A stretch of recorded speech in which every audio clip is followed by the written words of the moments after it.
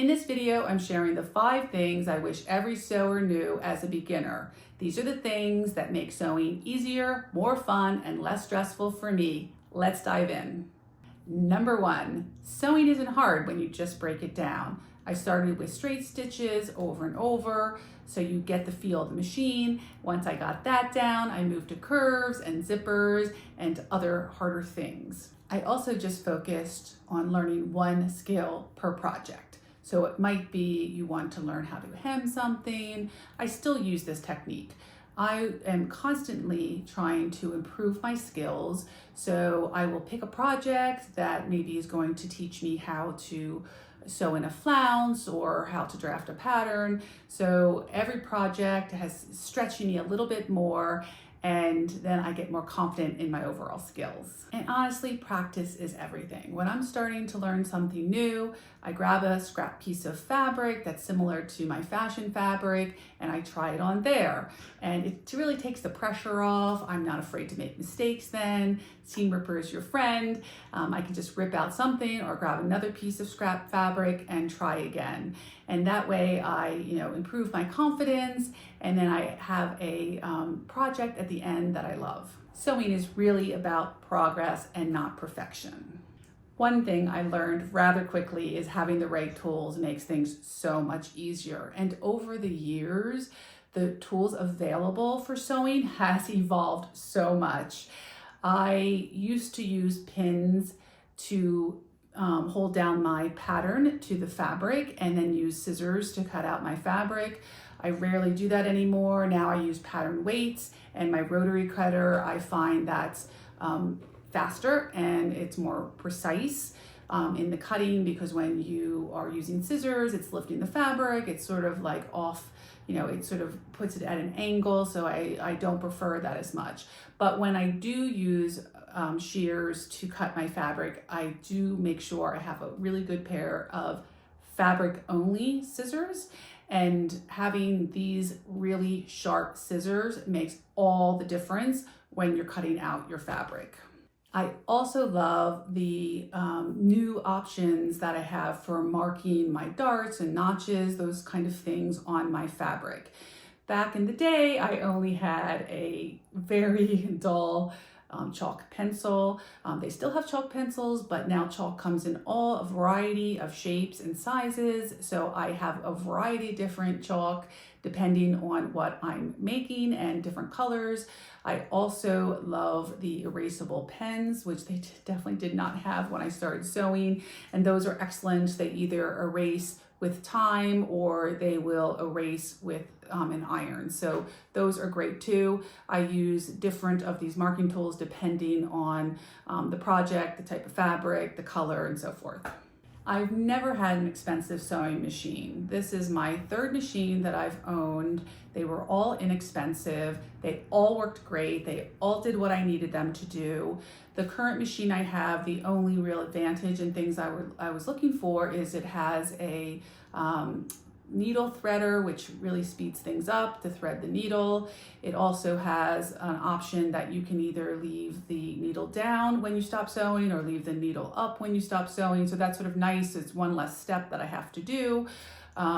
So these are all nice to have, but definitely are not mandatory. So I think just having any sewing machine you can get, as long as you take care of it. My old sewing machine, I just had to take it in for a little maintenance, but otherwise it's lasted me a very long time.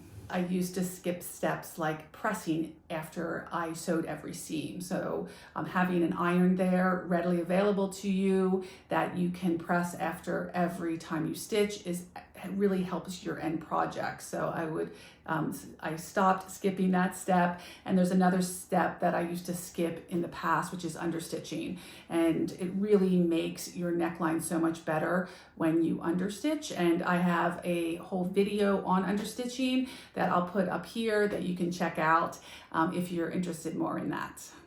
And other than the tools I've already mentioned, the only tools that I feel are a must-have in my toolbox are pins, a measuring tape, and of course the seam ripper for those oops moments.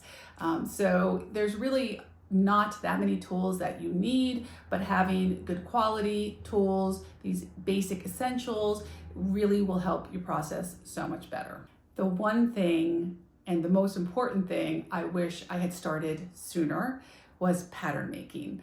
I really only started learning that several years ago, and it's been a game changer for me.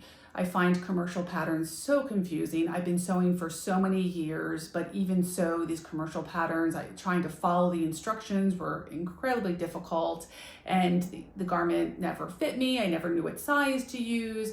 So I decided to try to learn pattern making.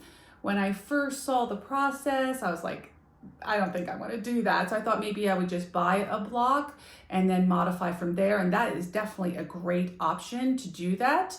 I did eventually decide to try it. I had a week off and I'm like, okay, I'm just going to give it a whirl.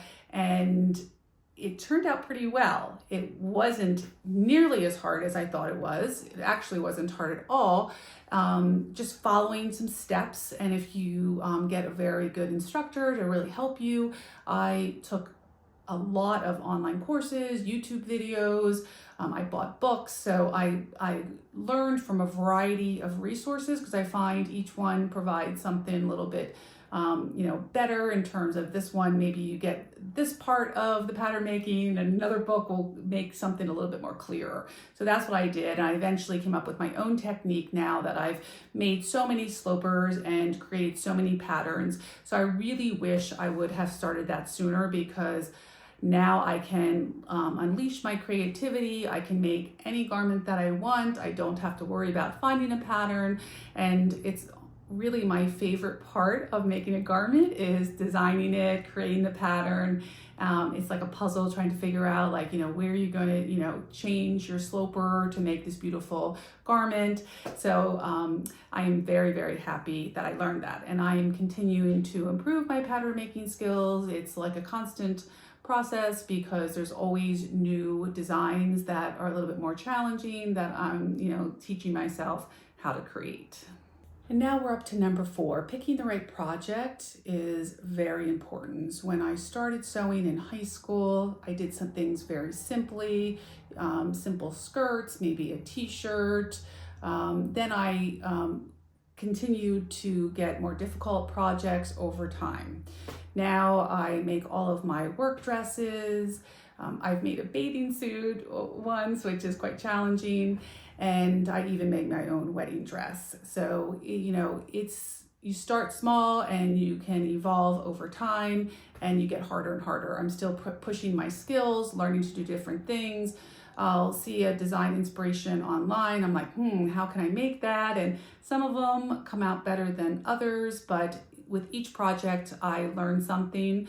It is good to sort of pick a project that you want to maybe improve your gathering skills, or you want to improve, how to pleat something. So, pick a skill that you want to, enhance, find a project, and it will really, you'll build over time, you'll build your skills and with more confidence. And hand in hand with picking the proper project, picking the best fabric or easier fabric when you're starting off is also really important. So the easiest fabrics to work with is cotton or linen. Wovens are very much easier to work with. I personally now work with mostly knits because I like to wear knits. But even though I use mostly knits, I do not choose difficult to sew knits, like something that's very slippery. I just stay away from those fabrics because it's really not worth the hassle of working with those types of fabrics. When I did have this slippery fabric that I really wanted to use, and then I pulled out my walking foot. So I can do a video about that. Walking foots are great. They really help, pull your fabric through.